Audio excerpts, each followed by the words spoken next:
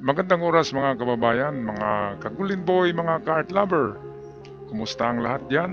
At mayroong katanungan kay Cristina Conte, yung attorney ng ICC sa Pilipinas, na pwede pa bang hiling muli ng apila ang kampo ni Digong? Pwede bang apila muli sila ng interim release? Pwede ba yun? Pangalawang apila na yan eh. Nag-apila noon, na-reject noong October. And then ngayon, pangalawa, denied pa rin, reject. So pwede parang hingi pa muli eh. Ang problema doon kapag denied pa rin. Kasi unanimous nung kahapon, di ba? Unanimous yung desisyon ng ICC na i-reject or denied ang request na interim release. Kaya walang silbi kahit ilang beses pa nila ulitin ang apila kapag ganun na talaga ang judgment ng mga judges sa ICC na denied na talaga yan. Kaya wala tayong magawa eh. Ang sama kasi magsalita nitong mga grupo ni Digong. Katulad na lamang ni Harry Roque palaging nagdaldal eh. Naririnig yan ng ICC. At saka yung mga tao sa labas yung mga supporters ni Digong na hinakot daw diyan, binayaran para pupunta at magsigaw-sigaw. Yung iba talagang loyalista yun, pero yung iba binayaran lang daw. Masama pa rin yun para sa ICC ang dating. Yun ay makapagbigay ng negative impression kay Digong at lalong madiin si Digong doon dahil sinisisi nila ang ICC. Kahit sila BP Sara at itong Kaufman, palaging sinasabi na mali daw ang ICC, mali sa mga desisyon ng ICC. Kaya siyempre masasaktan yung mga judges doon ay lalong magagalit yun. At pagdating sa sa charges ay lalong idiin si Digong diyan. Ang mabuti kasi diyan, magbait-baitan ka. Walang salitang masama against the ICC. Bait-baitan lang para maawa yung ICC, magkaroon pa ng parole, 'di ba? Baka liliit yung sentensya instead na 30 years. 30 years daw ibigay kay Digong eh. Iwan ko ba kung aabot pa yan ng 10 years, 'di ba? Isabi nga ng kanyang mga anak ay baka 7 years lang eh. Hindi akong nagsabi niyan. Siyempre, 80 anyos. Yung nanay ko nga, babae yun. 83 years old lang eh. Talagang, yan lang ang buhay ngayon ng tao. Kapag makarating ka pa sa 80 anyos, napakaswerte mo na sa panahon ngayon. Kaya swerte na si Digong, nakarating siya sa ganyang edad. At dapat sa ganyang mga edad, ay babalik ka na sa Diyos. Kung gumawa ka ng masama, hingi ka ng tawad sa pari, sa Diyos. Ang problema kay Digong, ayaw nang magkumpisal sa pari eh. Kasi galit siya sa pari. Pero ganun pa man, kahit galit ka sa pari, doon ka na sa Diyos ka na mismo humingi ng tawad. Diba? Huwag mo nang gawin yung ginawa mo. At magbago ka na, hindi yung palaging mura-mura. And then kapag nakahawak ng mikropono, si PBBM ang titirahin kagad ng bangag-bangag kahit hindi. Diba mga kababayan? Kailangan sa kanyang edad na patapos na ang buhay ay dapat mabait na, hindi yung magbait-baitan. Talagang babait. Bumait para yan na kasi ang last stage of human life, di ba? Yung culmination period mo ay yung pinakatuktok ay yung pagtanda mo at yung wakas ng buhay. At kapag ang wakas ng buhay, ayon sa psychologist na si Erikson, the father of modern psychology, ayon kay Erikson, kapag ang ending ng buhay mo ay hindi maganda, ay meron kang remorse. Remorseful ang kaluluwa mo, remorseful ka sa earth, at baka hindi ka pa makarating sa langit.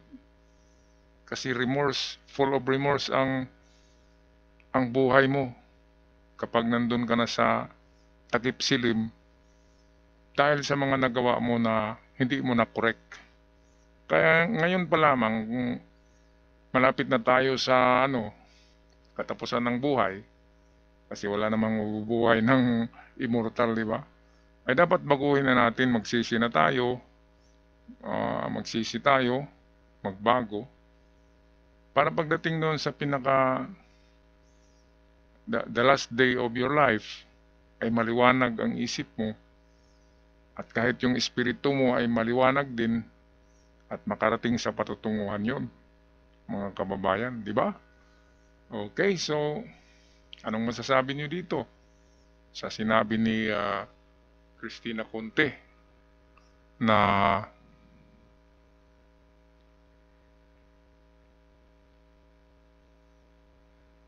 saan ba yun? Pwede pa Yes. silang humiling muli ng interim release. Pero kumbaga,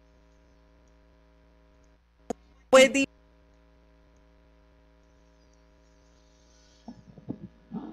Alright, so ito si Miss Cristina Conte, magpaliwanag na bakit pwede pang humiling ng interim release sa pangatlong pagkakataon, pangatlo hindi apat, ang kampo ni Digong. Pwede pa pala, kaya ito pakinggan natin ang explanation ni Attorney Conte. pwede pa Yes. silang humiling muli ng interim release. Pero kumbaga, kung changes sa circumstances, ibig sabihin dapat iba na yung grounds? Ganun po ba yun? It will be the same grounds, in a sense, Okay, legal okay. grounds, but it will be different facts. Okay.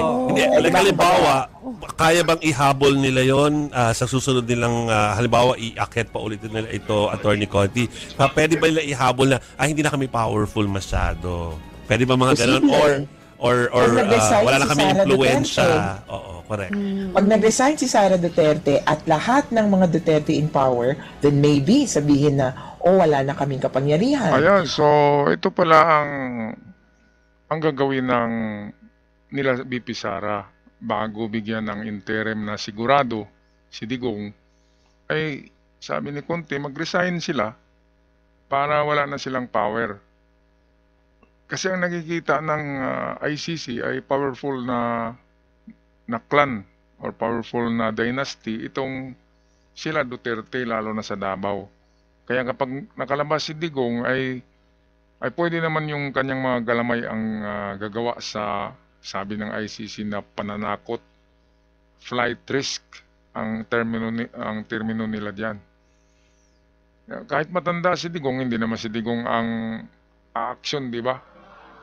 Meron siyang grupo na tinatawag na DDS eh. Kaya yun ang reason ng ICC na hindi binigyan ng interim.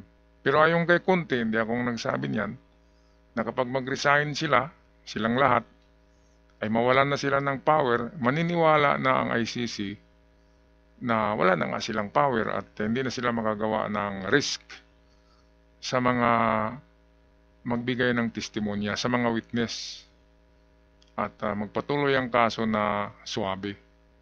Ayon pala, mag-resign sila BP Sara, hindi nila magawa yan na mag-resign kasi nga aawayin pa nga ni BP Sara si PBBM para makaupo lang siya na maging presidente. Sabi nga niya, ready na daw siya uupo eh. Akala niya matuloy yung kudita. Ay grabe. Kaya ito pala, kung narinig nila BP Sara ito, ang gawin pala ay mag-resign silang lahat. Nako. Napakalaking mag-resign silang lahat. Paano yan kung hindi na sila makabalik sa pwesto? So kung mahal nila si Digong, pwedeng gawin nila yan. Marami naman silang pera. Mabubuhay naman sila kahit hindi sila magtrabaho. So kung mahal talaga nila si Digong, mag-resign. Yun ang sabi ni Cristina Conte dito. Okay, patuloy tayo. Kung itatwa si Duterte ng mga friends niya, katulad nung Chinese president, di ba? Ito yung pumunta siya doon, nag-travel na lang bigla-bigla at as a friend, as a guest of the President of China. Di ba? Yung ganong pagtatatwa, maybe it could have an effect saying na hindi na active yung networks niya. So, ibig lang, yeah.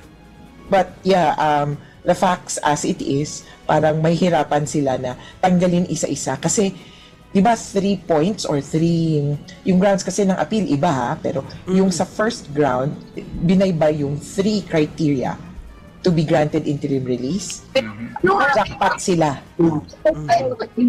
Ay, may sumasapaw na audio. Jackpot sila dun sa, Yeah. kumbaga, pasok sa banga. Is a flight risk will probably interfere with the proceedings and will probably Commit the same alleged further crimes. crimes. Yeah. Tapos itong mga to kasi, ang hirap ko lang, kaya sorry na lang, nasabi na kasi, nagawa na kasi. Kaya so, sinabi kasi, yan ang problema kasi kina BP Sara noon. Kasi matabil lang mga bibig eh. Dapat kasi tahimik lang at mabait lang sa ICC.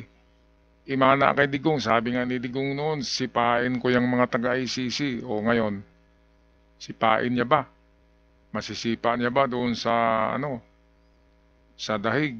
Sabi nga niya, punta kayo dito, bakit hindi kayo pupunta dito, hulihin niyo ako. O ngayon na hinuli siya, ang daming reklamo.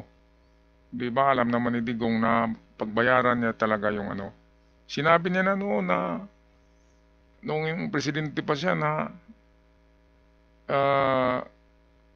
hindi kasuhan ng mga pulis, aangkinin niya lahat ng kasalanan sa tukhang. Yun ang sinabi niya, di ba? Mga kababayan, alam niyo yun eh.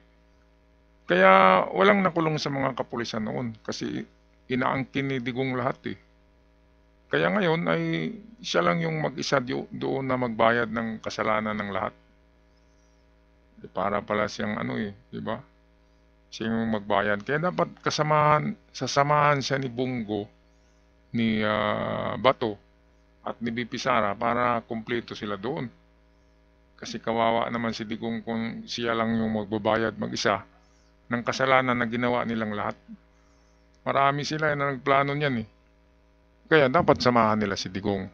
Okay, kaya ito, pagbitiw sa pwesto ng mga Duterte, makakatulong sa interim release, kung sakaling hihingi sila muli ng interim release sa ICC. Pero sa tingin ko, ganun pa rin ang sagot ng ICC, ng judges sa ICC. Denied pa rin.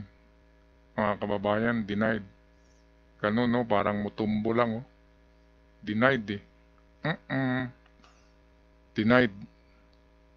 Ganyan pa rin ang sagot eh. Palagay ko kahit 10 beses pa na apila, ganun pa rin.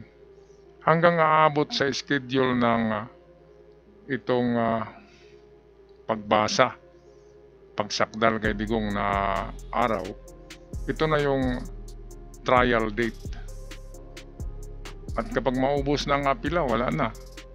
Tapos na, mga kababayan. Kaya, pagbitiw sa pwesto, ito yung sabi, ang makakatulong para sa interim release. Papayag kaya doon sila BP Sara? Well, sa palagay ko, hindi. Kung mahal nila si Digong, mag-resign sila at ipakita sa ICC na hindi na sila makagawa ng yung mga ini-expect ng ICC.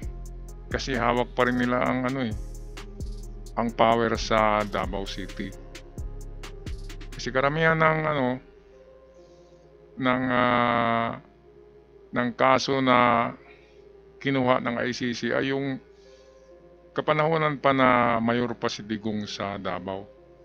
At naging presidente na siya 2019, hindi na tayo membro ng ICC, kaya hindi na covered yung 2019 na taon. So doon pa sa 2018, 2017, 2015 ay karamihan ng mga tukhang victims ay doon sa Davao. Yung gawa ng kanyang grupong DDS. Ang national naman noong 2019-2020, national tukhang ay gawa ng kapulisan dahil kay Bato de la Rosa. Kaya yan ang napakalaging crime against humanity, mga kababayan. Alright, so anong masasabi nyo dito? Pag-comment na lang sa ating comment section. At sa mga bago pa lamang, huwag kalimutan mag-subscribe. Malaking tulong para sa ating channel. Hanggang sa muli! love and peace para sa Pilipinas at sa buong mundo. Paalam.